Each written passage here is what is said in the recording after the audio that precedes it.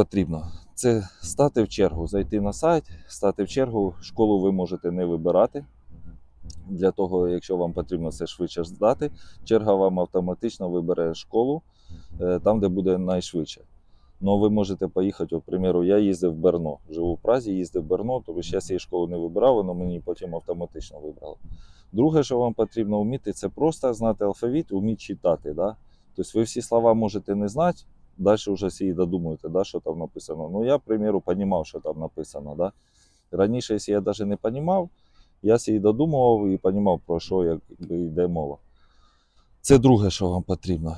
Третє, ви заходите, дивитесь на ці тести, розумієте, що там нічого тяжкого нема, що мені тим більше якийсь там хлопець з інтернету там розказував, іменно, що нічого тяжкого нема, а мій кума, чи знайомий знайомого казав, що там оце таке, а то все розказую вам.